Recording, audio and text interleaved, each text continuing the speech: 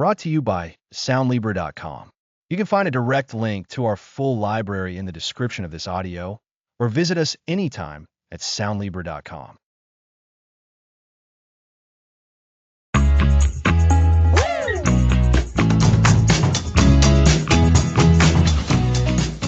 Welcome to Build Mental Toughness.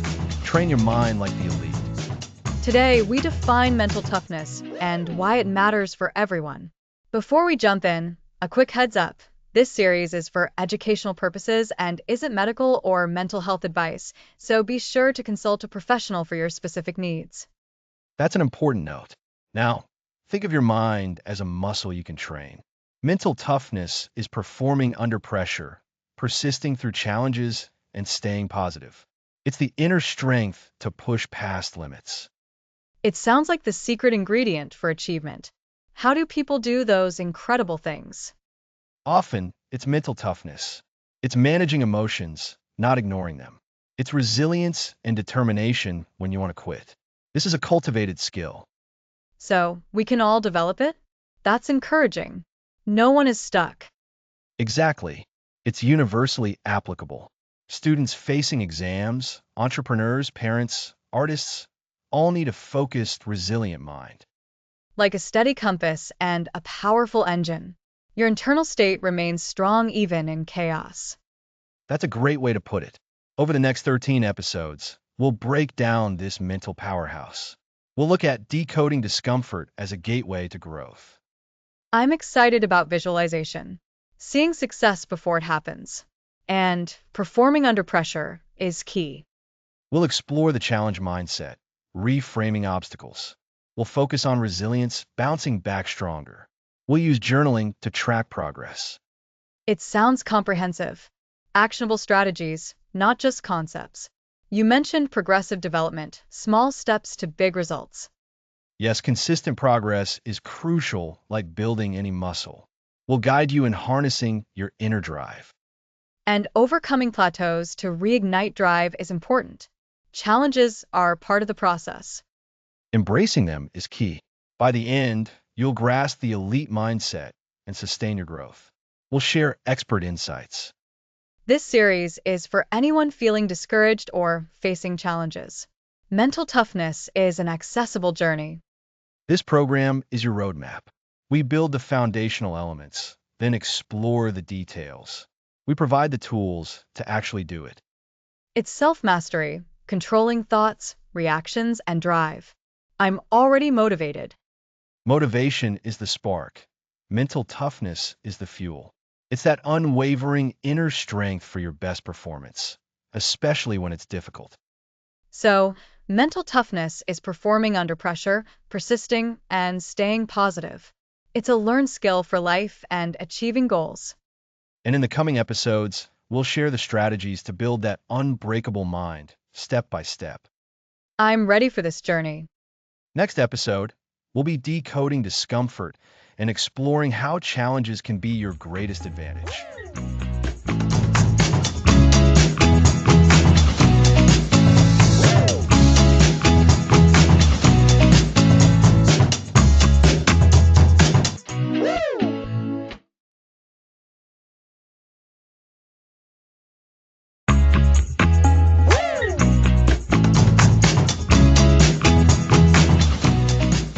Welcome back. Last time we covered the foundation of mental toughness. Now let's tackle decoding discomfort. That's right. We often spend so much time trying to avoid anything that feels uncomfortable. But Alex, you're suggesting discomfort is actually our gateway to growth. Can you unpack that for us? Absolutely. Think of your comfort zone like a cozy room. It's familiar, it's safe, and everything in it is known. And for a while, it's great. But if you stay in that room long enough, you stop growing. The world outside that room is where the real development happens. Discomfort is the signal that you're stepping outside that cozy room. It's a friction that polishes your mental strength. So, discomfort isn't the enemy. It's more like a signpost indicating we're on the right track for development. It's like when you're learning a new physical skill, say riding a bike. You might wobble, you might fall, and it's definitely uncomfortable. But those moments are precisely what teach you balance and coordination. Exactly. And it's the same for our minds. When we consistently steer clear of anything that nudges us out of our comfort zone, we're essentially saying, I'm done growing. We tell our brains that safety is the highest priority, even at the expense of progress. But elite performers understand that discomfort is an essential ingredient. They don't just tolerate it, they actively seek it out. That's a powerful idea, actively seeking discomfort. It's a proactive approach rather than a reactive one. So, how does this look in practice? What are some ways listeners can start decoding discomfort as a positive signal? One of the simplest ways is to start with small, intentional exposures. Think of it as desensitization. For example, if public speaking makes you anxious, instead of avoiding it entirely, start by practicing in front of a mirror, then a friend, then a small group. Each step might feel a little uncomfortable, but each step also builds your confidence and capability. So, it's about gradually increasing the challenge, making those discomfort signals less alarming over time. It's like turning down the volume on the alarm rather than ignoring the fire altogether. Precisely. And another key aspect of decoding discomfort is reframing your reaction to it. Instead of thinking, oh no, this feels bad, I need to stop, try shifting your perspective to, okay, this feels challenging, which means I'm learning and getting stronger. This mental switch is crucial. It changes discomfort from a threat into an opportunity. Remember when we talked about the foundation of mental toughness? This is where we start building upon it. That reframing sounds like it could be a game changer. So, instead of seeing a difficult task as a source of dread, you see it as a chance to build resilience. It's like giving yourself a mental pat on the back for being willing to face something hard. Exactly. And this applies to various areas of life. If you're avoiding a difficult conversation with a colleague or loved one, recognize that the discomfort you feel is a signal that something important needs to be addressed. By leaning into that discomfort, by preparing what you want to say and having the conversation, you not only resolve the issue, but also grow your confidence in handling challenging interpersonal situations. It sounds like understanding the why behind the discomfort is also important. For example, the discomfort of a tough workout is tied to physical fatigue and muscle burn, which we know leads to strength. But the discomfort of a social situation might be tied to fear of judgment. Understanding that helps us address the root cause. You've hit on a critical point, Lisa. Decoding discomfort means analyzing it. Is this discomfort signaling a genuine threat, or is it the discomfort of growth? Most of the time, when we're talking about building mental toughness, it's the latter. It's the feeling of your mind and body stretching beyond its current limits. This is where true progress is made. We're not advocating for reckless behavior, but for conscious engagement with challenges that promote development. So, to summarize, comfort zones are limiting. Discomfort is a signal that we're stepping outside that zone, and this is where growth happens. Our initial, often negative, reaction to discomfort can be reframed. We can learn to see it as an opportunity, a sign that we are learning and building resilience. And it's important to analyze the source of discomfort to understand if it's a growth signal or a genuine warning. That's a perfect encapsulation. By understanding and embracing discomfort, we unlock our potential for growth and build the resilience that is foundational to elite performance. This is the second pillar of building an unbreakable mind. It's an empowering perspective.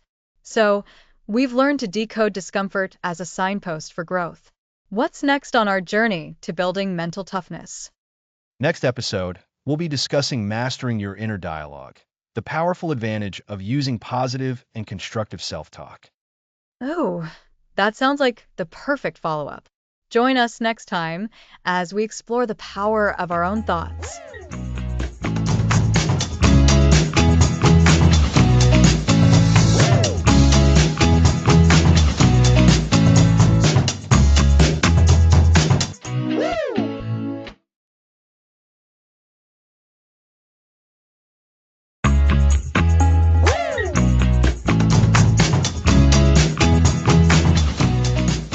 Welcome back. Last time we explored how decoding discomfort is your gateway to growth. Now let's tackle mastering your inner dialogue. That's right, Alex. And connecting back to our last episode, remember how we talked about embracing discomfort? Well, our self talk plays a massive role in whether we run from or lean into those uncomfortable situations. Our internal voice can be our biggest ally or our harshest critic. Exactly, Lisa. Think of your mind like a constant conversation. What are you saying to yourself throughout the day? Is it supportive, encouraging, and realistic? Or is it filled with doubt, criticism, and what ifs? This internal monologue, our self talk, is profoundly shaping our actions, our emotions, and ultimately our mental toughness. It's so true. I can recall times when I faced a challenging task, and instead of breaking it down, my inner voice just screams, "You can't do this." It's like a self fulfilling prophecy. If I believe I can't, I'm already setting myself up for failure.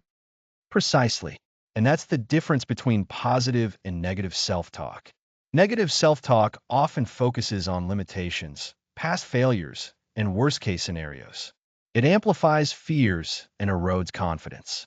Positive self talk, on the other hand, focuses on possibilities, strengths, and solutions. It builds confidence and encourages perseverance. So, how do we even start to monitor this internal chatter? It often happens so automatically, we don't even notice it. That's the first crucial step, awareness. You need to become a detective of your own thoughts. Start by simply paying attention. Throughout the day, ask yourself, what am I telling myself right now? You might notice patterns.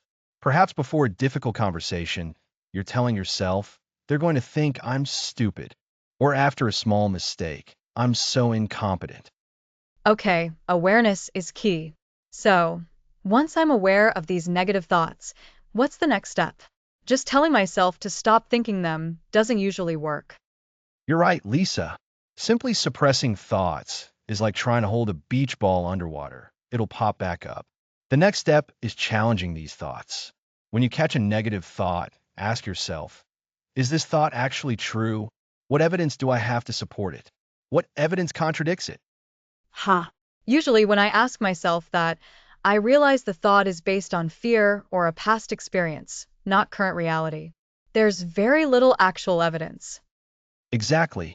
Many negative thoughts are just interpretations, not facts. For example, if you think, I always mess up presentations, challenge it. Can you recall a presentation you did well? Even if it wasn't perfect, was it a complete mess? Probably not. You're often catastrophizing. So, awareness, then challenge. What comes after challenging? If the thought is inaccurate, it needs to be replaced, right? Absolutely. This is where reframing comes in. Once you've challenged and found a negative thought to be inaccurate or unhelpful, you deliberately reframe it into something more constructive and realistic. Instead of I always mess up, you might reframe it as presentations are challenging, but I can prepare well and do my best. Each presentation is a chance to learn and improve. That sounds so much more empowering. It shifts the focus from potential failure to the process of learning and effort. It does. And this isn't about toxic positivity, pretending everything is perfect when it's not. It's about cultivating a realistic and supportive inner voice that helps you navigate challenges effectively. It's about noticing when a thought is unhelpful and consciously choosing a better one. Can you give us another example, Alex? Maybe something related to physical challenges like training for a marathon? Great example. So imagine you're on a long run and you start thinking, my legs are burning, I can't go any further. This is too hard. This is a classic negative self-talk trigger. Right. And if I let that thought run wild, I'd probably slow down or stop. Exactly. So let's apply our steps. First, awareness. Okay, I'm having a thought I can't go any further. This is too hard. Second, challenge. Is this absolutely true? Can I take just 10 more steps? Have I felt this tired before and kept going? Yes. My legs are tired, but my body is capable of more. Third, reframe. Instead of, I can't go any further, you might think, my legs are working hard, that's a sign of progress. I can push through this discomfort for another mile. Each stride builds my endurance. That's brilliant. It transforms the sensation from a signal of stopping to a signal of progress. It sounds like a practice. It's not something you just decide to do once. Correct. Like any skill, mastering your inner dialogue takes consistent practice. You've got to consciously monitor, challenge, and reframe those thoughts regularly. The more you do it, the more natural it becomes. Your brain begins to wire itself for more positive and productive self-talk. So, to recap, the core of mastering your inner dialogue is 1. Being aware of the thoughts running through your head, becoming that mental detective. 2. Challenging the negative or unhelpful thoughts by questioning their truth and evidence. And 3. Reframing them into more realistic, constructive, and empowering statements. That's a perfect summary, Lisa. And remember, this is the foundation for building serious mental toughness. When you can manage your inner critic, you're far more likely to embrace discomfort, tackle challenges head on, and perform at your best, even under pressure. It really ties back to everything we're building in this series. Taking control of that voice in your head is fundamental. Absolutely. So, start practicing today. Be mindful of your self-talk, challenge those limiting beliefs, and actively reframe your thoughts. Happy learning!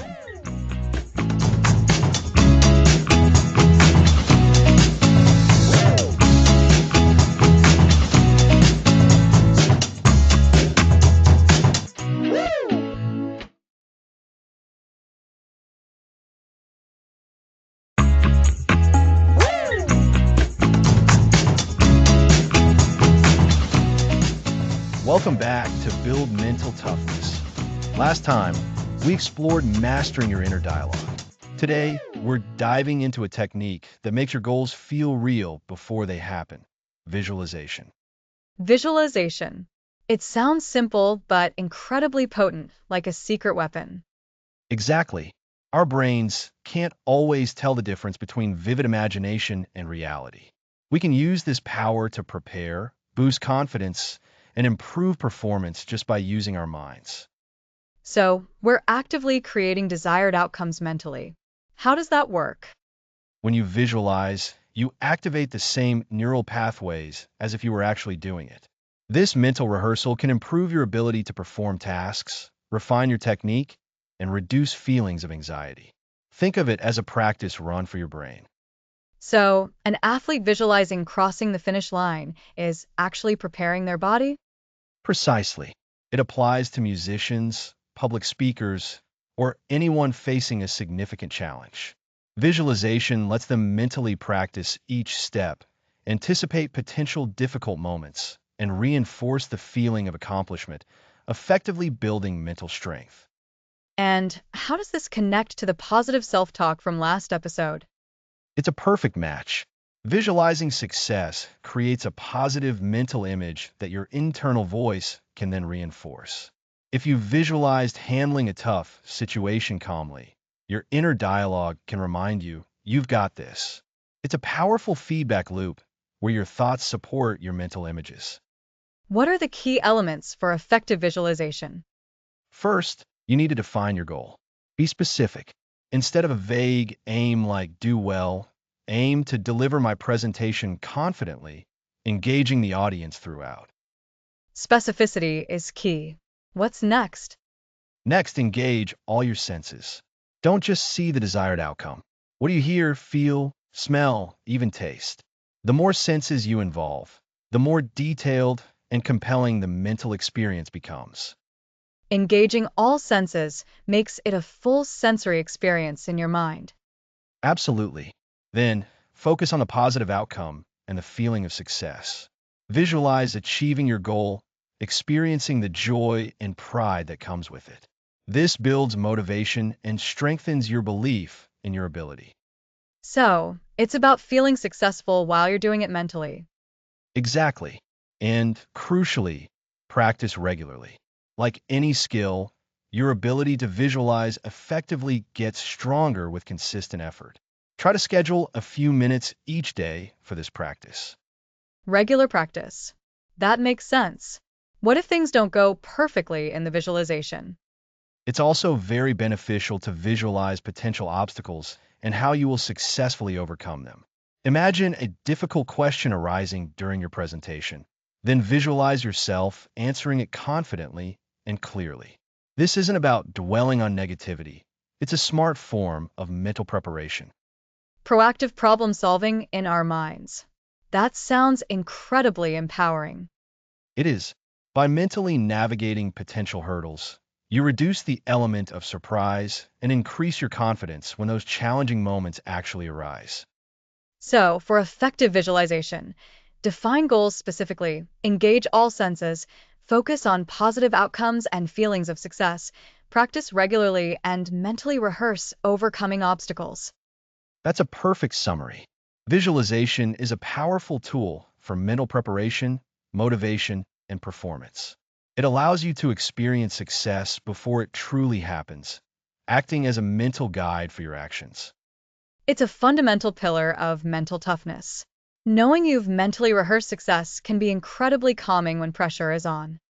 Indeed, it's about turning that internal movie into a blueprint for reality. By seeing, feeling, and believing it, you significantly increase your chances of making it happen.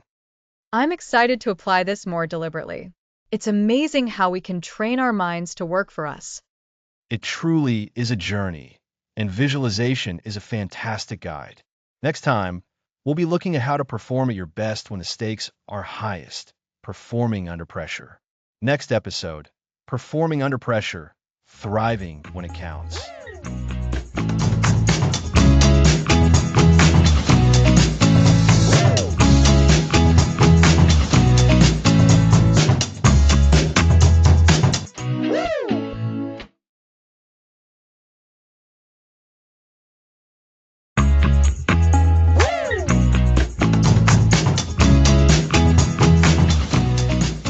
Welcome back to Build Mental Toughness.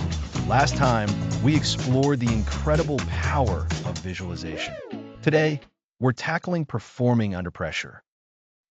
Performance under pressure. That moment when the stakes feel incredibly high, your heart starts pounding, and everything seems to amplify. It's where many of us either shine or, well, freeze up. Exactly, Lisa. And it's not about magically eliminating that feeling of pressure. It's about understanding it and learning to harness it. So, what exactly is pressure in this context? It's that feeling when the outcome of our actions has significant consequences and we feel a heightened need to perform well. So, it's the anticipation of those consequences that ramps up the anxiety. It's that thought of, what if I fail? Or what if I don't meet expectations? Precisely. And those thoughts, our inner dialogue, play a massive role. Remember in episode 3, we talked about mastering your inner dialogue? Well, this is where it becomes critical. When we're under pressure, our self-talk can either become our greatest ally or our worst enemy. Negative self-talk like, I can't do this, or I'm going to mess up, feeds the anxiety. It's like a snowball effect. One anxious thought leads to another, and suddenly you're overwhelmed before you even start.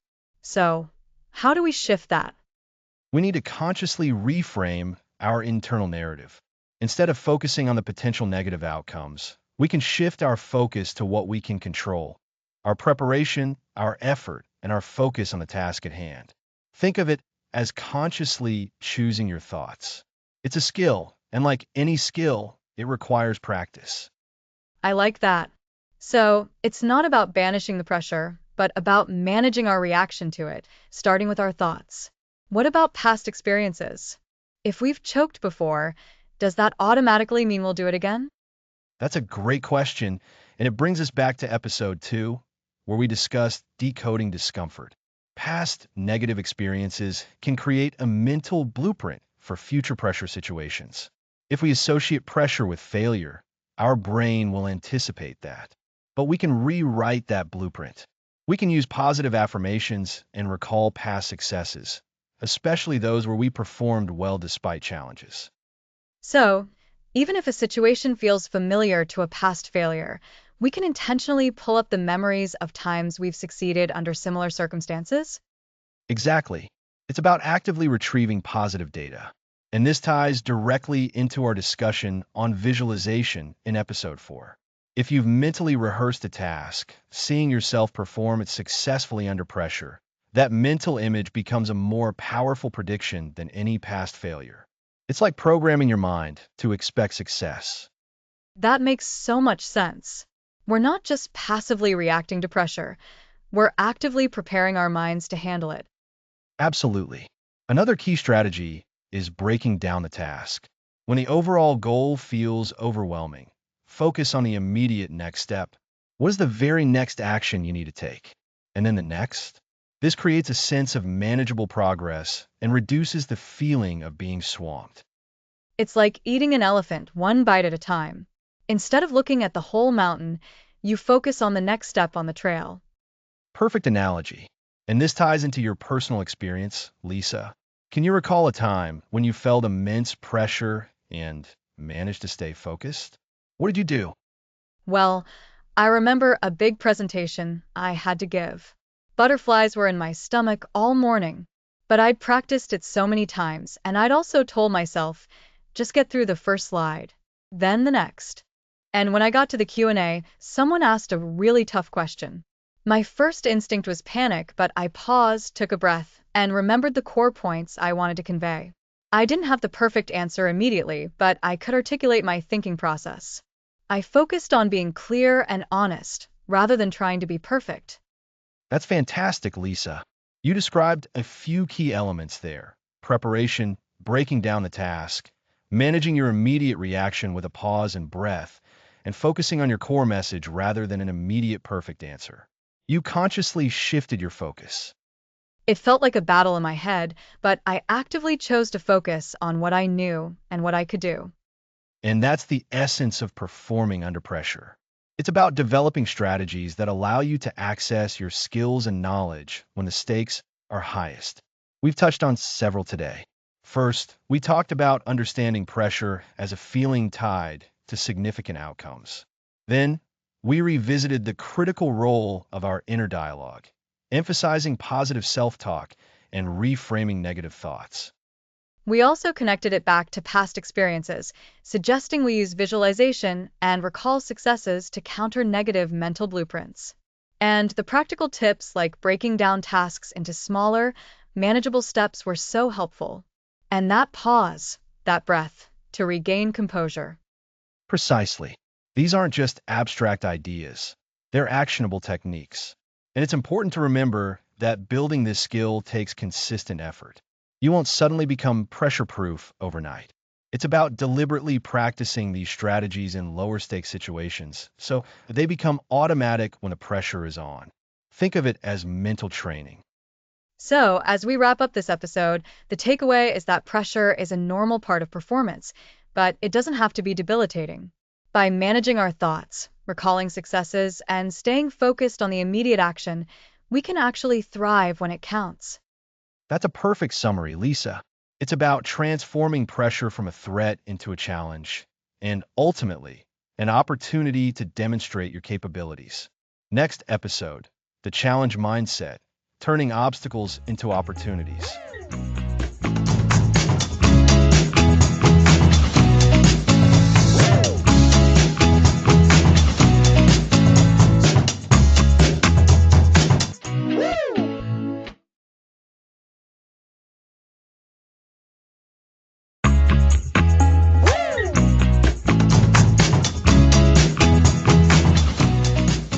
Welcome back to Build Mental Toughness. Last time, we delved into performing under pressure. Now, we're tackling a crucial skill that underpins all of it, the challenge mindset. That's right, Alex. It's like shifting gears from seeing roadblocks to seeing stepping stones. So, Alex, what exactly is this challenge mindset? Great question, Lisa. At its core, the challenge mindset is about how we interpret and respond to difficult situations. Instead of seeing something as a threat, something to be avoided or feared, we reframe it. We see it as an opportunity to learn, to grow, to prove ourselves. So, instead of thinking, oh no, this is going to be terrible and I might fail, it's more like, okay, this is going to be tough, but what can I learn from this and how can I come out stronger? Exactly. Think about it like this. Remember when we talked about discomfort in episode 2? Embracing discomfort is a cornerstone of the challenge mindset. When we view challenges as opportunities, we're naturally more willing to step into that discomfort. It's like an athlete intentionally pushing their physical limits in training. They know it's tough, but they also know it's what builds strength and resilience for the competition. I see. So, it's about actively seeking out difficulty, not necessarily for the sake of suffering, but for the growth that comes with it. Precisely. Elite performers, whether they're athletes, entrepreneurs, or artists, don't shy away from difficulty. They seek it out. They understand that significant progress rarely comes from sticking to what's easy and comfortable. It comes from stretching beyond our current capabilities. Imagine a mountain climber. They don't look at a steep, rocky ascent and think, this is too dangerous, I'll go back. They see the climb itself as the goal, and the skills they develop to conquer it are what truly matter. That's a powerful analogy. So, how do we cultivate this mindset? It feels like it's easy to fall back into the threat response when things get tough. It absolutely is, and that's where deliberate practice comes in. One key is to consciously reframe the situation. When you face a difficulty, pause for a moment. Ask yourself, what is the opportunity here? What can I learn? What skills can I develop? This simple shift in questioning can profoundly change your perception. It's about moving from a focus on potential failure to a focus on potential learning and success. So, actively looking for the positive side, or rather the developmental side, even when it's hard. Yes, and it's also about building confidence in your ability to handle whatever comes your way. This ties back to our discussions on mental dialogue and visualization. If you practice seeing yourself overcome challenges, even in your mind, you're more likely to do it in reality. You build a belief system that says, I can handle this. That makes so much sense. If you've already run through scenarios in your head and you've practiced positive self-talk, then a real-life challenge feels less like a surprise attack and more like a familiar opponent. Exactly. You're not going in blind. You've done the mental preparation.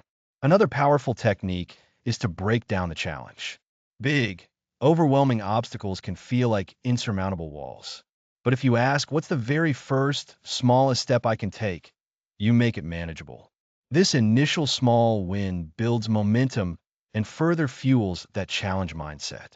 It's like turning that huge mountain climb into just get to that first foothold. That's a really practical tip. I think sometimes we get so overwhelmed by the sheer size of the problem that we freeze. Breaking it down makes it less intimidating and more actionable. Absolutely. And it's important to acknowledge that not every challenge will result in a win in the traditional sense. Sometimes you might try something and it doesn't work out as planned. But with a challenge mindset, that outcome is still a success because you learned something valuable. You gained experience. That failure becomes data for your next attempt. It's just another part of the learning process. So it's about detaching the outcome from the process of growth. The growth itself is the win. Precisely. And this mindset is a powerful differentiator. Think about people who seem to consistently succeed. They often aren't necessarily the most naturally talented in every area. They are the ones who embrace challenges, who see setbacks as temporary, and who are committed to learning and adapting. They have that inner drive that says, this is hard, but I'm going to lean into it. It sounds like it requires a conscious effort to shift our automatic reactions. It's rewiring our brains to see difficulty differently. It is. And like any skill, it gets easier with practice. The more you actively choose to see challenges as opportunities, the more natural it becomes. You start to build a mental muscle for it. And that muscle allows you to approach life's inevitable hurdles with courage, curiosity, and a sense of empowered possibility. So, to recap for our listeners, the challenge mindset is about reframing difficulties as opportunities for learning and growth. It involves actively seeking out challenges, consciously shifting our perspective from threat to opportunity, and breaking down large obstacles into manageable steps. Even setbacks are viewed as valuable learning experiences, and the key is consistent practice to build this mental resilience. You've captured it perfectly, Lisa. It's about embracing the process, not just fearing the outcome. By adopting a challenge mindset, you're not just preparing for difficult moments. You're actively building the mental fortitude that will serve you in every aspect of your life. Fantastic. So, we've learned how to embrace challenges. What's next on our journey to building an unbreakable mind? Next time, we're going to dive into the incredible power of resilience. We'll explore how to bounce back even stronger after facing adversity. Resilience Reloaded. I like the sound of that. Next episode, Resilience Reloaded, Bouncing Back Stronger.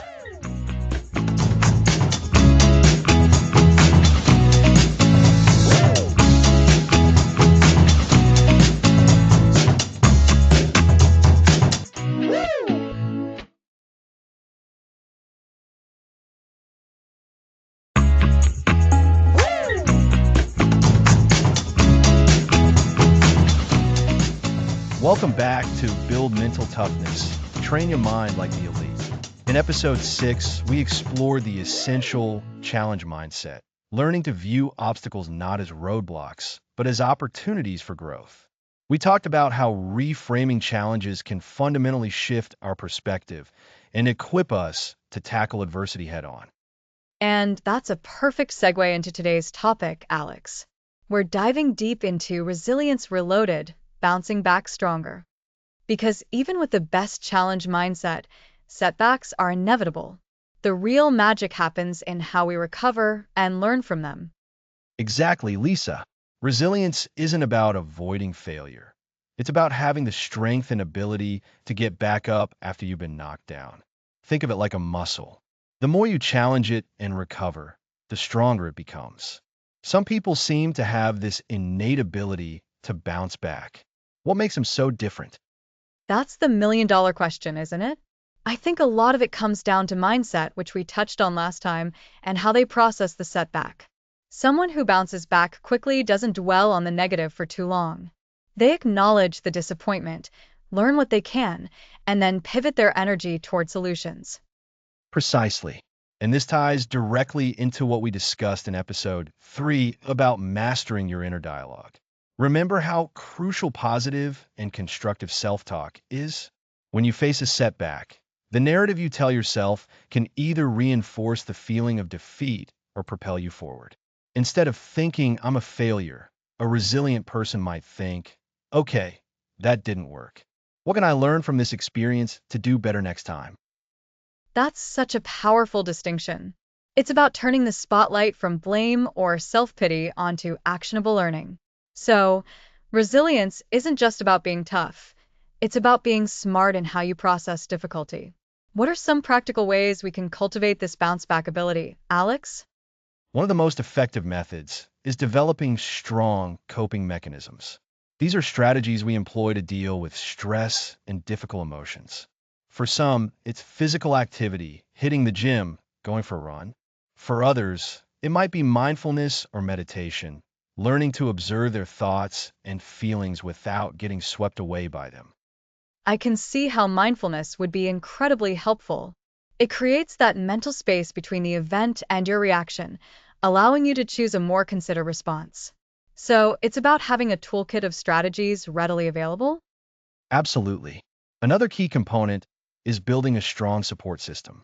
This means having trusted friends, family, or mentors you can talk to. Voicing your frustrations and seeking advice can provide new perspectives and emotional relief. It's not a sign of weakness to ask for help. It's a smart strategy for recovery. That makes sense. Sometimes just articulating a problem out loud can untangle it in your own mind, and hearing a different viewpoint can be a game changer. What else contributes to this robust resilience? A sense of purpose and meaning. When you have a clear understanding of why you're doing what you're doing, it provides a powerful anchor during tough times. Your goals and values act as a compass, guiding you back on track even when the immediate path seems obscured. This purpose can be found in your career, your relationships, your hobbies, or contributing to a cause you believe in. So it's about connecting the setback to something bigger than yourself. When you're working towards a significant goal, a single failure becomes less of a stopping point and more of a detour. It's a temporary redirection on a journey that still holds value. Exactly. And to foster this, it's helpful to practice what we call post-traumatic growth. Instead of just recovering from a setback, we actively look for the ways it has made us stronger, wiser, or more compassionate. This can involve journaling and reflecting on lessons learned, recognizing personal strengths that emerge during the struggle, or appreciating relationships more deeply. Post-traumatic growth. That's a fascinating concept. It's not just about getting back to where you were, but about reaching a new, higher level of functioning. It reframes the negative experience into a catalyst for positive change. How do we practically encourage this growth?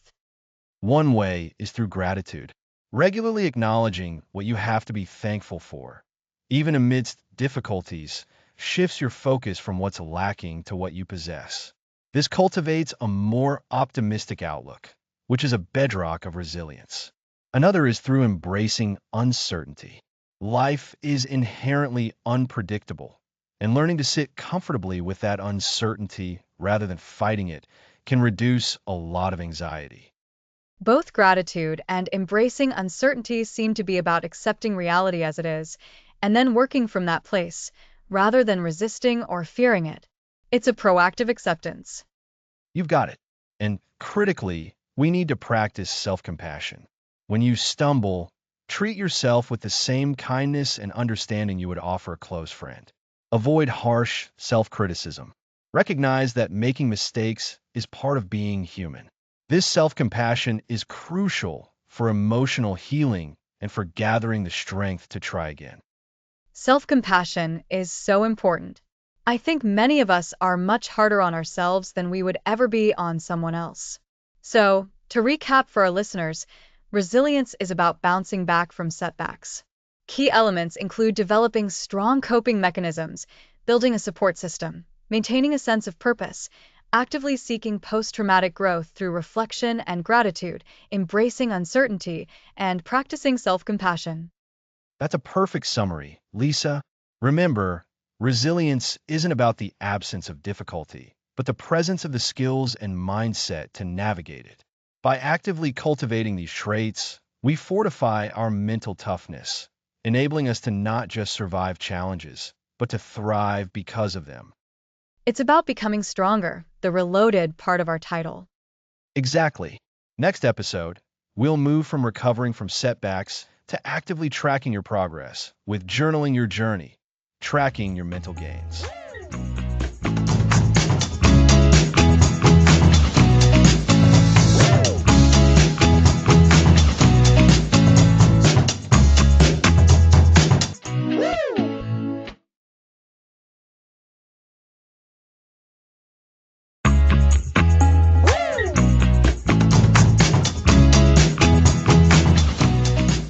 Welcome back to Build Mental Toughness. Last time we dove deep into resilience. Today, we're introducing a powerful, yet surprisingly simple, tool that will amplify all the mental toughness strategies we've discussed: journaling. Think of your journal as your personal mental performance tracker. It's a safe space to record your thoughts, emotions, and actions. This record becomes invaluable for self-awareness, which is the bedrock of mental toughness. It's like having a coach who's always with you, analyzing your performance and offering insights. So, when we're talking about journaling for mental toughness, what exactly should we be tracking? Is it just a daily diary entry? It can be, but we can make it much more targeted. Remember how we talked about decoding discomfort? Your journal can be the perfect place to document those moments. Write down what made you uncomfortable, how you felt physically and emotionally, and how you chose to respond. Over time, you'll start seeing patterns. You'll notice what triggers your discomfort and, more importantly, what strategies help you push through it. That makes sense. So, if I faced a challenging work presentation, I could write about my anxieties beforehand, how I felt during it, and then my feelings afterward. Seeing it on paper would make it clearer than just trying to recall it in my head. Precisely. and it directly ties into managing your inner dialogue. Your journal is where you confront your self-talk. When you catch yourself thinking negative or limiting thoughts, write them down. Then challenge them. Ask yourself, is this thought true? What evidence do I have to support it? What's a more helpful or realistic way to look at this? You're essentially training your inner critic to become a more constructive advisor. Wow, so it's not just about recording, it's about actively engaging with your thoughts and reframing them. That's a much more proactive approach than I ever imagined. Absolutely. And the act of writing itself can be therapeutic. It helps to externalize those swirling thoughts in your head, making them easier to process. It provides a tangible record of your progress, which can be incredibly motivating. When you're having a tough day and doubt your progress, flipping back through your journal can remind you of how far you've come. I think that's a key point you're making. It's about accountability and seeing tangible evidence of your growth. So, Alex, what are some practical tips for someone who wants to start journaling for mental toughness? Should they use a physical notebook, or is an app okay? Both are perfectly fine. The best method is the one you'll stick with. Some people prefer the tactile feel of pen and paper. Others love the convenience of digital notes. The most important thing is consistency. Aim for a few minutes each day, or perhaps after a significant event. Don't aim for perfection, aim for engagement. So, it's better to write a little bit consistently than to write a lot once a month? Definitely. Consistency builds the habit and allows you to capture those fleeting moments of insight. What specific prompts can people use to get started? Great question. You could start with simple prompts like, asterisk, what was the most challenging part of my day, and how did I handle it? Asterisk, what thought challenged me today, and how did I respond? Asterisk, what progress did I make, however small, towards my mental toughness goals? Asterisk, what am I grateful for today that helps me stay resilient? Those are excellent starting points. And remember performing under pressure? You can use your journal to analyze those high-stakes situations. What were your preparation strategies? What was your mindset going in? What did you learn from the experience, regardless of the outcome? This helps you refine your approach for next time. And building on that, we talked about resilience and bouncing back. Your journal can document those moments of setback. Instead of dwelling on the negative, you can write about what happened. What was my immediate reaction? What can I learn from this to be better prepared or more resilient next time? It's about turning a perceived failure into a learning opportunity. That's the essence of it. Journaling transforms abstract mental concepts into concrete, actionable feedback. It allows you to mindfully observe your internal landscape. You're not just living your life, you're observing yourself living it, identifying strengths and pinpointing areas for improvement. It sounds like a powerful form of self-coaching. You're not just reacting, you're analyzing, reflecting, and strategizing. It makes the whole process of building mental toughness feel much more manageable and less abstract. Exactly. And as you continue to journal, you'll start to notice recurring themes. You might see a pattern of self-doubt before difficult tasks, or a tendency to dwell on negative feedback. Recognizing these patterns in your journal is the first step to consciously changing them. So, to summarize what we've discussed, journaling for mental toughness isn't just about keeping a diary. It's a proactive tool for asterisk tracking growth, asterisk documenting your journey through discomfort and challenge, asterisk managing self-talk, asterisk actively identifying and reframing negative thoughts, asterisk analyzing performance, asterisk understanding your reactions and strategies during pressure situations and setbacks, asterisk fostering self-awareness, asterisk gaining deep insights into your own thought processes and emotional responses, asterisk building accountability, asterisk creating a tangible record of your efforts and progress. Beautifully put, Lisa. Journaling provides the data that allows you to refine your mental fitness training. It's a practice that empowers you to take control of your inner world. Start small, be consistent, and be honest with yourself. Your journal will become one of your most trusted allies in building unshakable mental toughness. It's really exciting to think about the cumulative effect of keeping up with this practice. It truly is. And what we've learned today about tracking your progress through journaling directly sets us up for our next episode. we'll be discussing progressive development, the power of micro steps to achieve macro strength. Next episode, progressive development, the micro steps to macro strength.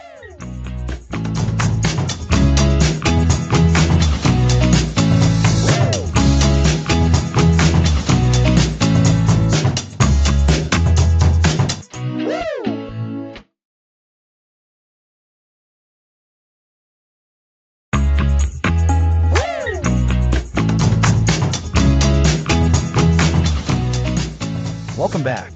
Last time, we explored journaling for tracking mental gains.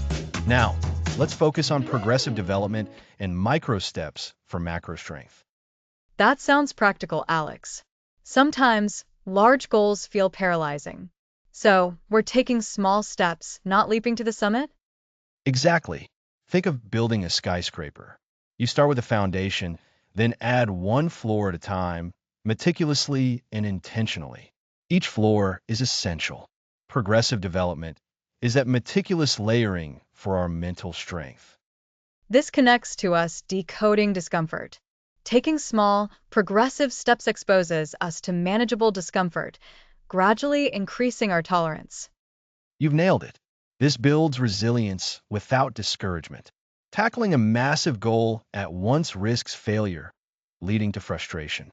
Progressive development engineers success at every stage, creating small wins that build momentum and confidence.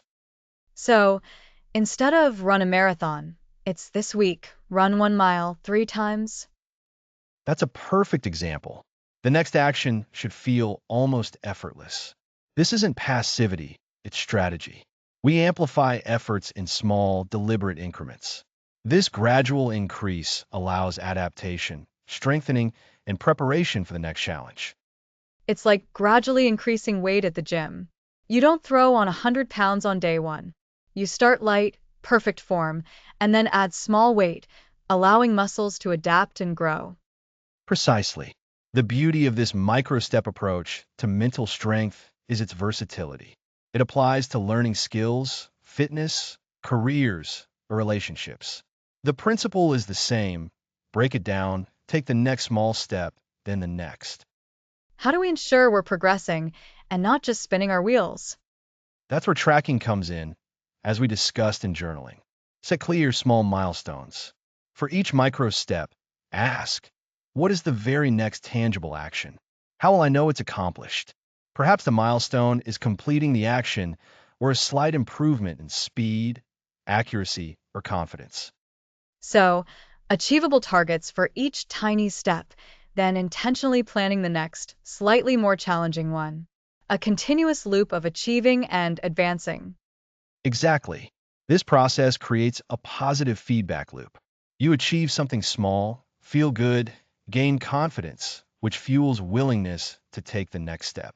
This incremental success is far more powerful for long-term growth than sporadic, intense effort followed by stagnation.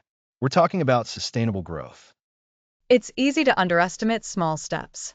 Our culture celebrates massive, overnight successes. But this approach suggests those are usually the result of years of consistent small efforts. That's a critical insight. Visible success is often the tip of the iceberg. Beneath are countless hours of dedicated, progressive effort. This builds true, deep-seated mental toughness. It's not brute force. It's intelligent, persistent application. Could you give another example outside of fitness? Certainly. Want to be a better public speaker? Instead of signing up for a huge conference immediately, your progressive development might look like this. First, record yourself speaking for 1 minute on a familiar topic, just to hear your voice and identify one area for improvement. That's your first micro step. Next, practice that 1 minute recording 3 times, focusing on that specific improvement. Then, try speaking for 2 minutes to a friend or family member, perhaps focusing on eye contact. After that, join a small Toastmasters group and give your first short prepared speech. Each step is a manageable increase in challenge, building on prior success. I see. You're not just aiming for the end goal, but creating a series of achievable targets. With each target met, you reinforce that feeling of capability. Precisely. We're building a mental muscle. Like any muscle, it grows stronger with consistent, progressively challenging workouts. Lifting the same light weight won't cause adaptation. Similarly, facing the same mental challenge level won't grow mental toughness. Progressive development ensures the challenge is slightly ahead of your current capability, pushing you forward. It's about consistently stretching your comfort zone, but only by a small amount each time. This prevents snapping it and feeling overwhelmed. That's putting it perfectly, stretching, not snapping. This consistent, gradual stretching is the secret to building enduring mental fortitude. It's the reliable path to mastery. Start small, achieve, refine, advance. This cycle, repeated consistently, leads to impressive long-term results. So, to recap, progressive development is about breaking down large goals into the smallest possible, achievable steps. Each step is a deliberate increment of challenge that allows us to build momentum, confidence, and a stronger mental foundation. It's about consistent, intelligent effort, like building a skyscraper floor by floor. You've got it. By focusing on these micro steps, we turn daunting ambitions into a series of manageable victories. This is how we build the macro strength that defines true mental toughness. Next episode, the competitive edge, finding your inner fire.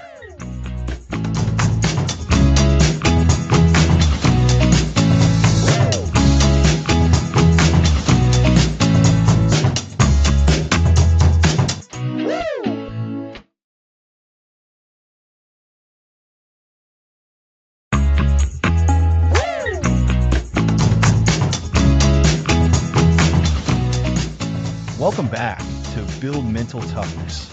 Last time, we explored breaking down goals into manageable micro steps. Today, we're focusing on the competitive edge and finding your inner fire. That sounds energizing.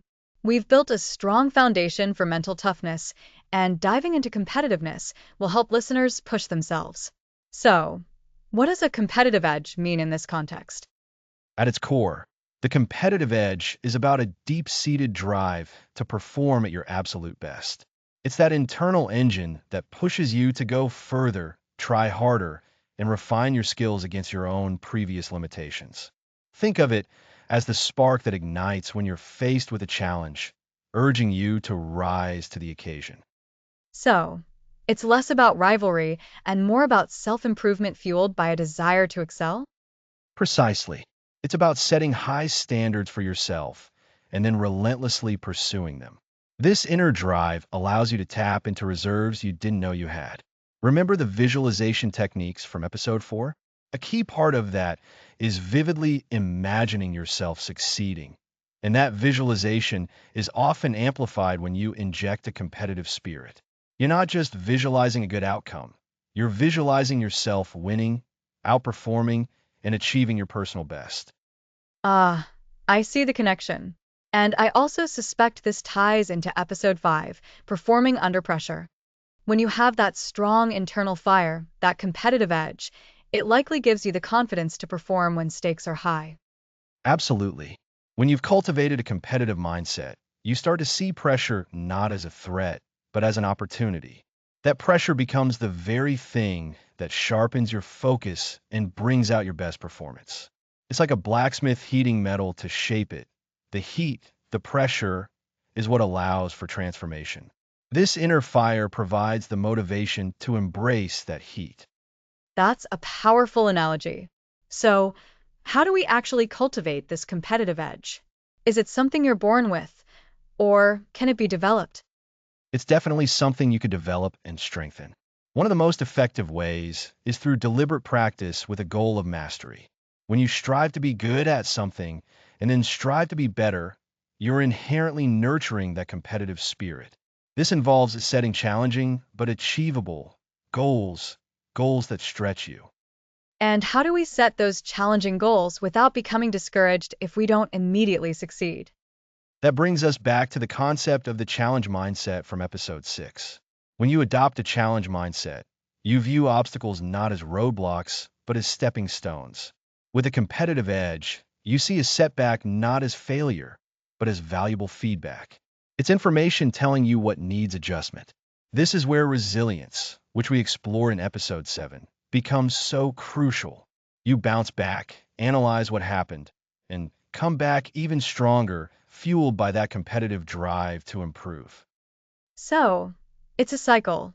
Set a challenging goal, embrace the pressure, use resilience to overcome setbacks, and let that competitive fire keep you pushing forward. Exactly. Another powerful aspect is understanding your why. Why do you want to be competitive? Is it for recognition, for personal growth, for the sheer joy of pushing your limits? Understanding your deeper motivation fuels that inner fire. When you're truly clear on your why, the drive to compete and excel becomes much more robust. That makes a lot of sense. If the reason is just external, like pleasing others, it might not be enough to sustain you through tough times.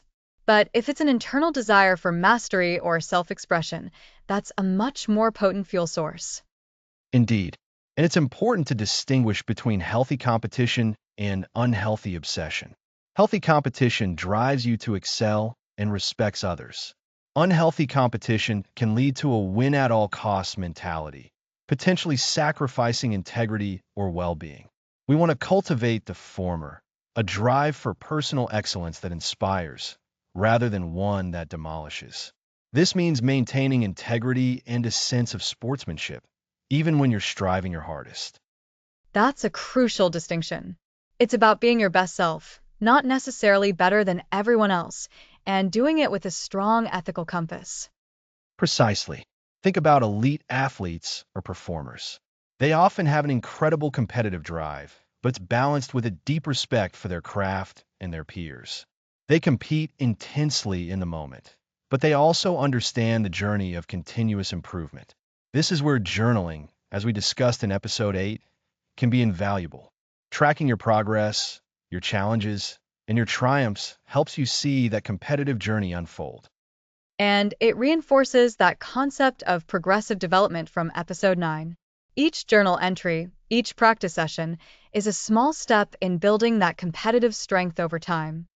You've got it, Lisa. It's about making that conscious effort to step up, to challenge yourself, and to find that deep wellspring of energy and determination within. It's about embracing the process of striving and growing. So, to recap, the competitive edge is about a powerful internal drive for personal excellence. It's ignited by challenging goals, fueled by a clear why, and nurtured by resilience and a commitment to integrity. It works in tandem with our previous discussions on visualization and performing under pressure, transforming challenges into opportunities for growth. That's a fantastic summary, Alex. It really emphasizes that this isn't about being aggressive or solely about winning against others, but about harnessing that inner fire for your own best performance and continuous improvement.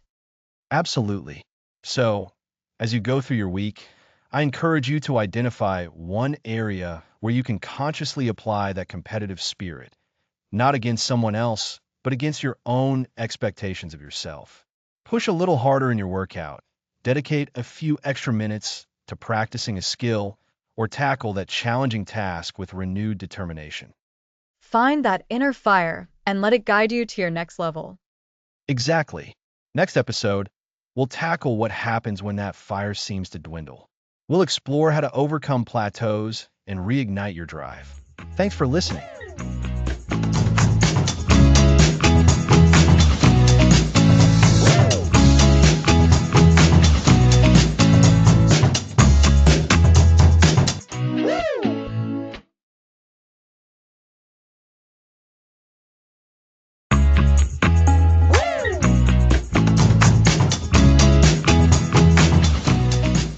Welcome back to Build Mental Toughness.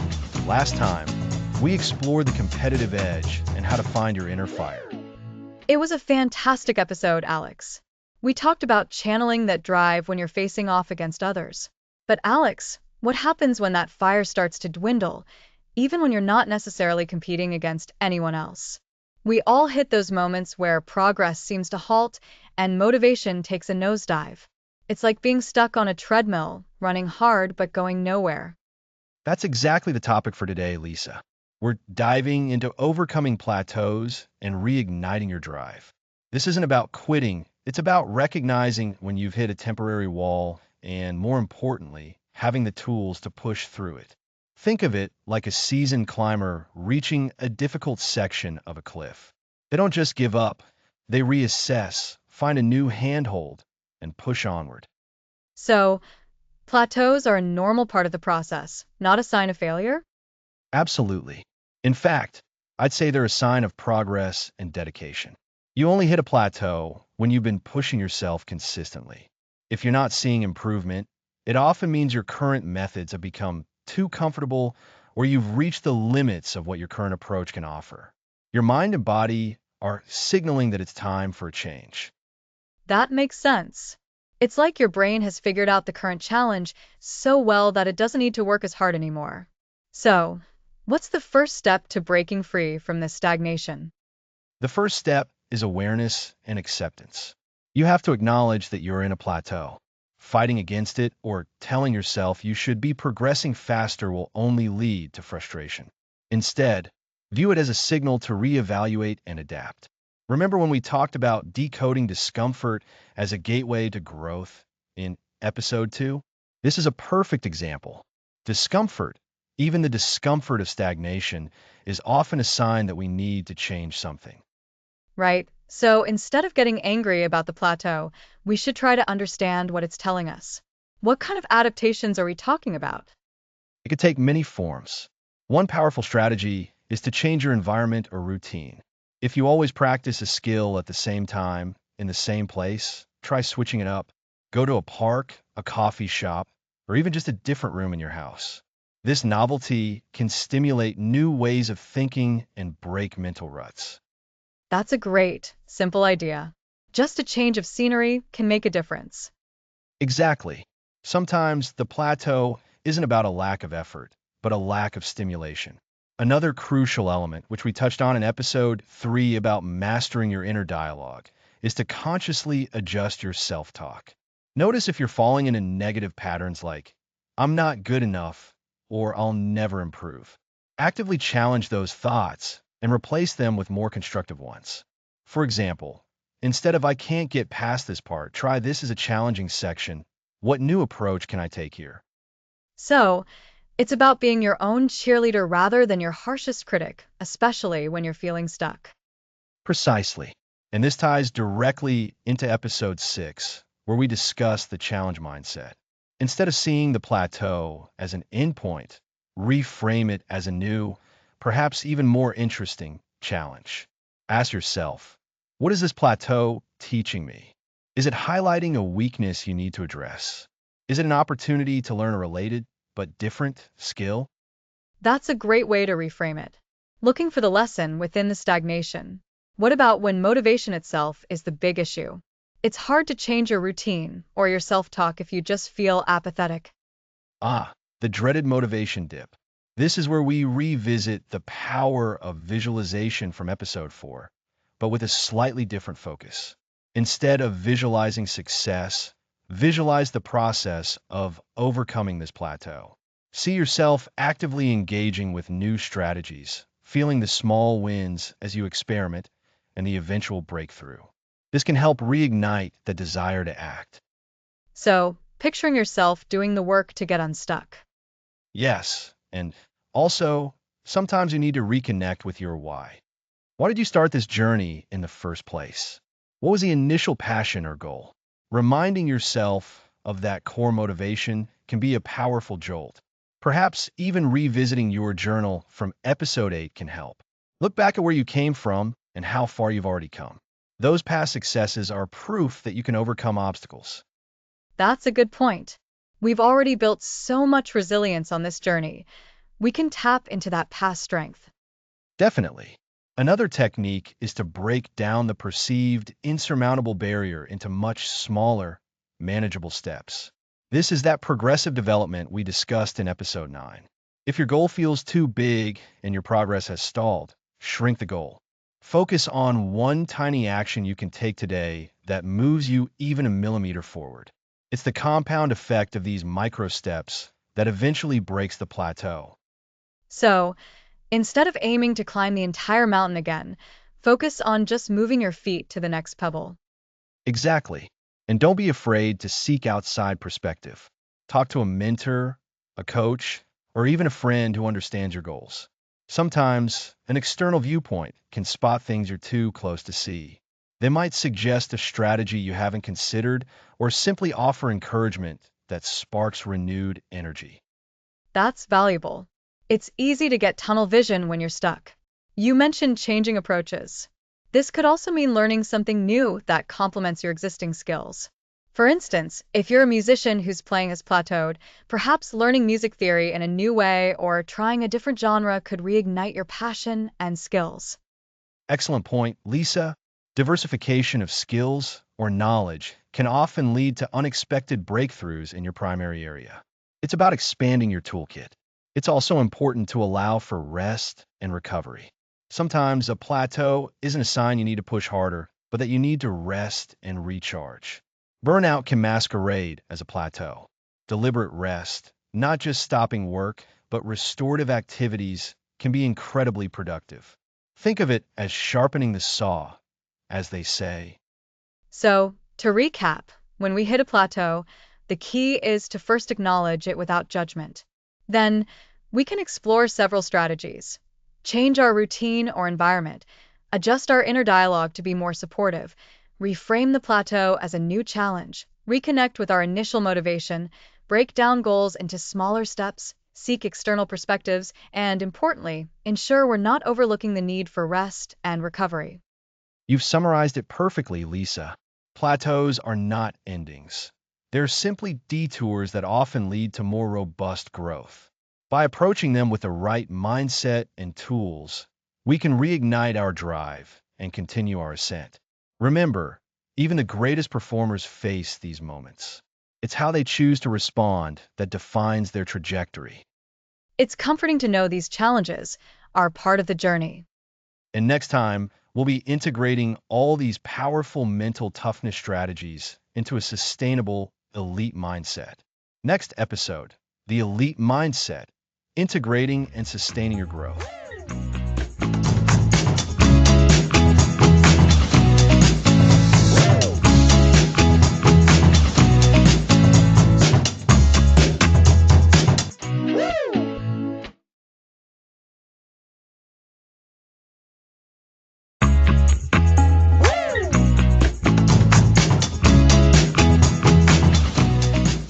Welcome back to Build Mental Toughness.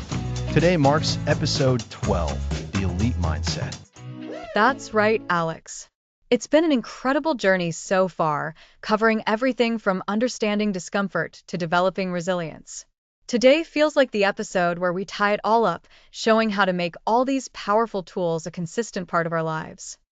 Exactly. We've learned that mental toughness isn't a switch you flip, it's a muscle you train. And like any athlete training for peak performance, integrating these mental skills into your daily routine is crucial for sustained success. Think about it. An elite athlete doesn't just train hard for 2 weeks before a competition. They have a disciplined, consistent approach year-round. That's what we're aiming for with our minds. So, how do we move from learning these concepts to truly living them day in and day out? Where do we start with this integration process? The first key is consistency. Remember when we talked about progressive development? That principle is vital here. It's about making small, consistent efforts rather than infrequent, massive ones. If you've been journaling, keep journaling, even if it's just a few sentences a day. If you practice visualization, make it a part of your morning or evening routine. These small, regular actions build the habit. That makes sense. So, it's about turning these techniques into habits, like brushing your teeth. You don't think about it, you just do it. And by doing it consistently, the benefits compound over time. Precisely. And this leads to the second element, integration. How can you weave these mental skills into the fabric of your existing life? For example, if you're facing a challenging project at work, instead of just worrying, consciously apply your challenge mindset. Ask yourself, what can I learn from this? How can this make me stronger? Similarly, when things don't go as planned, Immediately shift to your resilient strategies rather than getting stuck in frustration. I like that. It's about actively looking for opportunities to use these skills rather than waiting for a crisis. It's making it proactive, not just reactive. Absolutely. Another crucial aspect for maintaining that elite mindset is self-awareness. We've touched on this throughout the series. Regularly check in with yourself. How are you feeling? Are your thoughts serving you or holding you back? Are you upholding your commitment to practices that build your mental strength? This ongoing self-assessment allows you to catch dips before they become full-blown regressions. So, the journaling from episode 8 becomes even more important now, not just for tracking progress, but for this ongoing self-correction? Exactly. It's your personal feedback loop.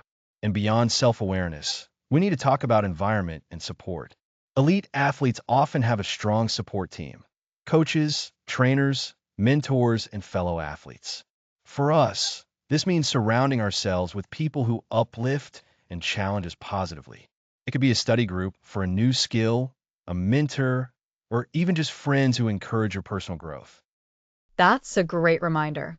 It's easy to think of mental toughness as a solitary pursuit, but having the right people around you can make a huge difference.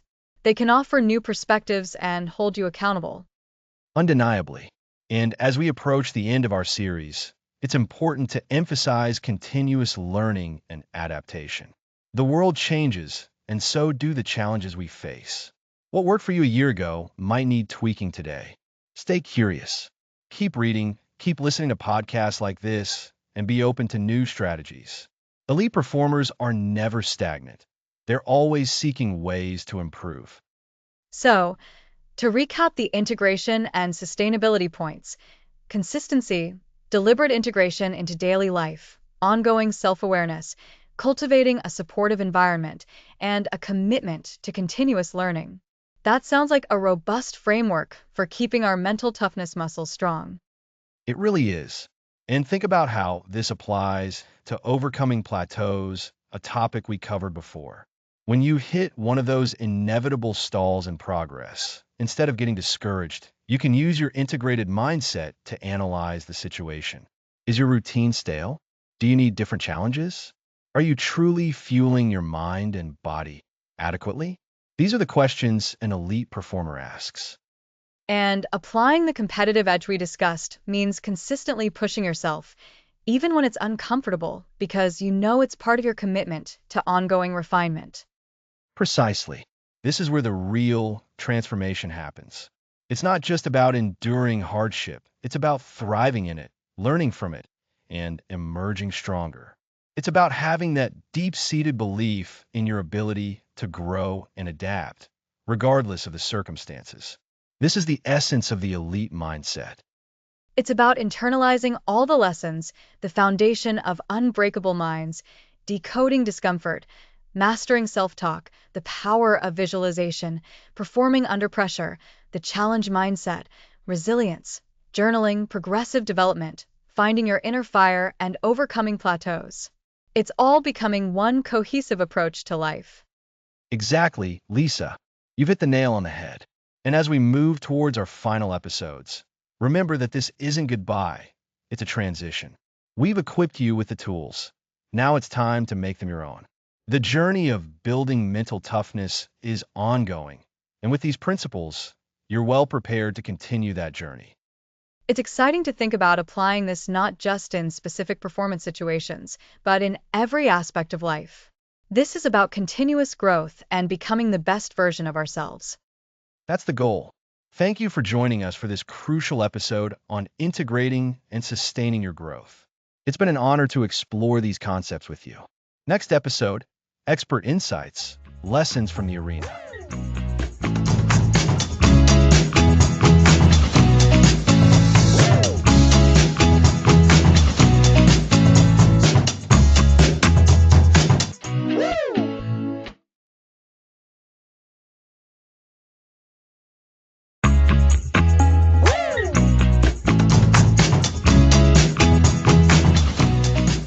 Welcome back. Last time we covered the elite mindset and integrating growth. Now let's dive into expert insights.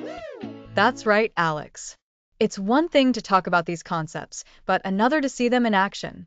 These are the people who truly live and breathe mental toughness. I'm really excited to hear the anecdotes you've gathered. They'll be fantastic examples of how everything we've discussed comes together when it really counts. Absolutely. Let's kick off with an example from professional golf. I was speaking with a top-tier caddy, and we discussed how golfers handle a missed putt on a crucial hole. He explained it's not about forgetting the miss. It's about reframing it immediately. Instead of dwelling on the lost opportunity, the elite golfer, in their mind, immediately shifts to the next shot. They don't replay the mistake. They visualize the perfect execution of the upcoming stroke. It's a powerful demonstration of mastering inner dialogue and visualization, even in the face of immediate disappointment. That's fantastic. So, it's not about suppressing negative feelings, but about quickly redirecting mental energy towards a positive, actionable focus that connects directly to controlling your self-talk. Instead of, I can't believe I missed that, it becomes, okay, focus on the next tee box, visualize the perfect drive. It's about taking that discomfort, that sting of the miss, and using it as fuel to redouble your focus. Precisely. And speaking of redirection under pressure, I recall a story from a marathon runner. She was in second place, neck and neck with the leader, and around mile 20, she started experiencing severe cramping. Everyone watching probably thought she was done for. But what she told me was that she'd trained her mind to focus intensely on her breath and her rhythm, almost like a mantra. She didn't focus on the pain. She focused on the process. Each breath, each stride. This is performing under pressure by anchoring yourself in the present moment and the task at hand, rather than being overwhelmed by external circumstances or internal discomfort. That's incredible resilience in action. It sounds like she literally told her body, we're going to get through this, one step at a time. It's that idea of breaking down an overwhelming challenge into manageable parts. She wasn't thinking about mile 26, she was thinking about the next mile, the next 100 steps. Exactly. And that brings us to the competitive edge. I had a fascinating conversation with a chess grandmaster. He stressed that in a high-stakes match, when opponents are intensely studying each other, looking for any hint of weakness, the real battle often happens internally. He described how he consciously projects an aura of calm confidence, even when he's feeling immense pressure and uncertainty about his next move. He'd practice specific facial expressions and body language in front of a mirror, not to deceive the opponent, but to reinforce his own belief in his ability to find the best solution. This is the competitive edge, where you actively cultivate the outward and inward signs of strength. So, it's about embodying the mindset you want to have, even before you fully feel it. Almost like role-playing success to make it a reality. That's a powerful concept. It reinforces the idea that mental toughness isn't just about reacting to challenges, but about proactively shaping your internal state and how you present yourself. Absolutely. And sometimes, even elites hit a wall. I spoke with a former Olympic skier who described an intense plateau he experienced in his 30s. He was still physically fit, but the drive just wasn't there. He felt like he was just going through the motions. What helped him, he said, was going back to the roots of why he loved the sport. He started watching old videos of himself as a kid, remembering the pure joy of skiing. He also incorporated new, fun challenges, skiing in different terrains, trying out new tricks just for the sake of learning, not for competition. This is overcoming plateaus by reconnecting with your passion and finding new avenues for engagement. That's such a relatable challenge, even outside of elite sports. When you've been doing something for a long time, it's easy to lose that spark. Reconnecting with the initial passion and then creatively introducing novelty really sounds like the key to reigniting that inner fire. It's about making it exciting again. And that leads us to sustaining that growth. I learned from a Navy SEAL who emphasized that mental toughness isn't a destination. It's a continuous practice. He spoke about how even after missions, they would have debriefs not just on tactics, but on their mental states. What worked, what didn't? How do they handle fear? They viewed every experience, positive or negative, as an opportunity for feedback and refinement. This is the essence of the elite mindset, where you integrate this continuous learning and adaptation into your very being. It's like they're always in training. Even when they're not actively in an operation, their minds are still sharpening. That constant reflection, the willingness to be vulnerable and learn from every situation, is what truly separates the elite. It's about making mental strength a habit, not just a tool. Exactly. These anecdotes, from golfers and marathoners to chess players, skiers, and SEALs, all underscore the same fundamental truths we've explored throughout this series. They show how mastering discomfort, controlling self-talk, and embracing the challenge mindset aren't just theoretical concepts, but practical, applied skills that can be honed and wielded in the most demanding situations. It's inspiring to hear how these individuals, under immense pressure, consistently draw upon the principles we've been discussing. They've internalized them so deeply that they become second nature. It's a powerful testament to the fact that mental toughness is indeed a skill that can be developed. And this brings us to the end of our deep dive into expert insights. We've seen how these principles manifest in the real world across diverse high-performance fields. It's been a privilege to share these lessons. It truly has. And it perfectly sets us up for our final episode. Indeed.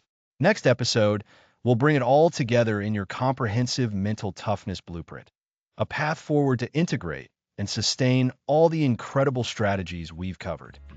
Thanks for listening.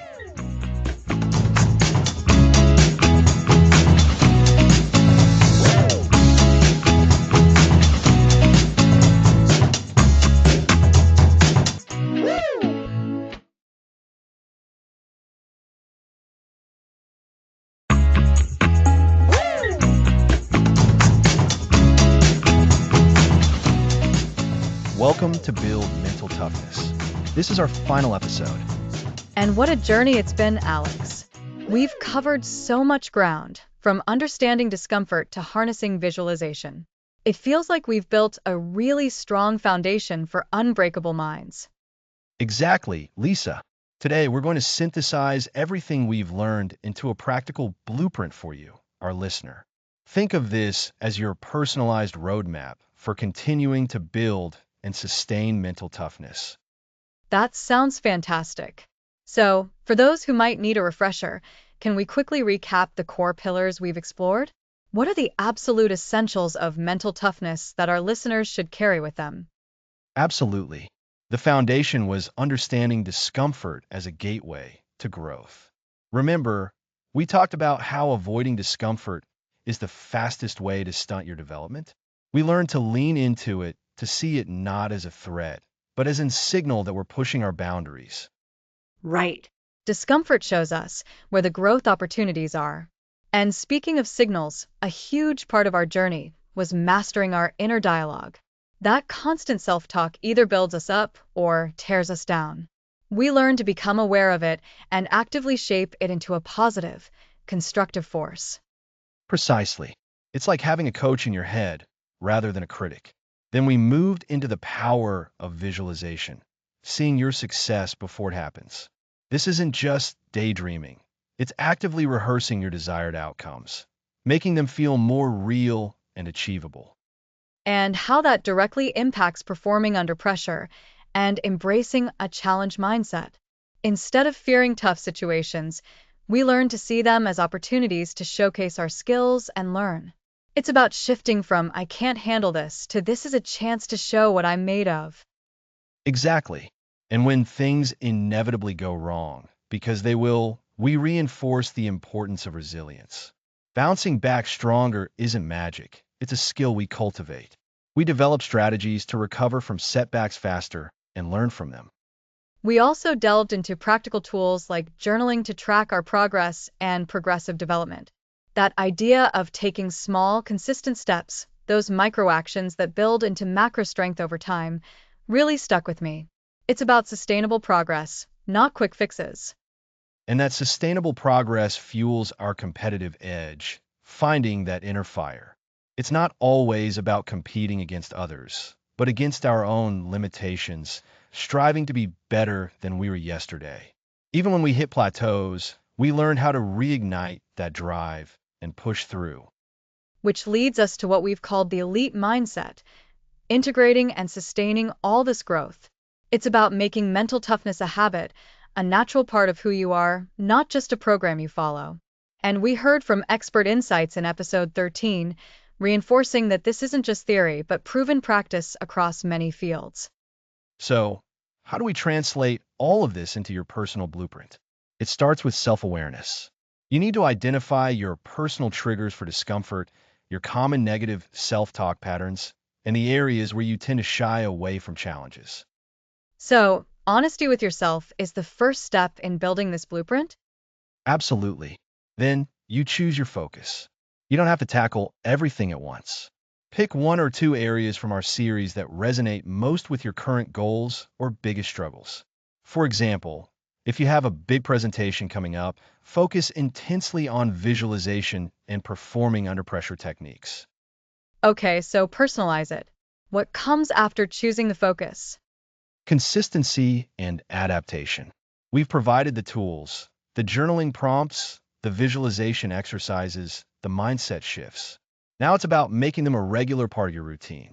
Think of it like training for a physical sport. You wouldn't stop going to the gym after one good workout, right? No, you wouldn't.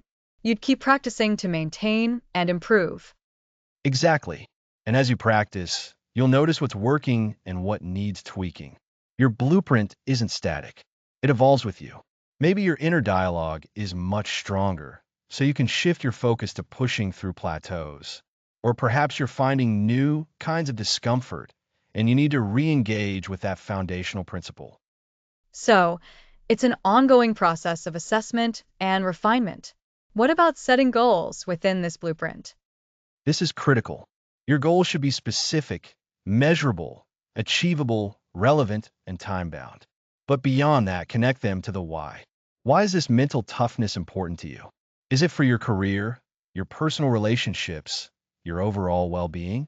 Having a strong why will anchor you when motivation wanes. That purpose becomes the fuel.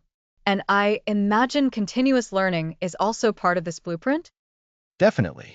The world and we ourselves are constantly changing.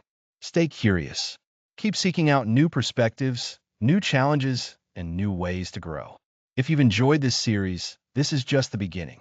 Continue to explore the principles we've discussed, perhaps by revisiting episodes that spoke to you.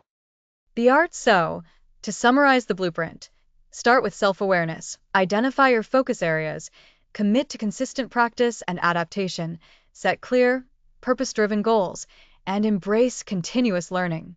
It's a holistic approach to building truly unbreakable minds. That's it, Lisa. You've built the foundation, you've learned the techniques, and now you have the framework to keep going. Remember, mental toughness isn't about never feeling doubt or fear. It's about knowing how to move forward despite those feelings. It's about the deliberate choice to grow, to learn, and to become the best version of yourself, one thought, one action, one challenge at a time. It's been an absolute privilege to share this journey with you, Alex, and with all our listeners. Keep training your mind. Thanks for listening to the series.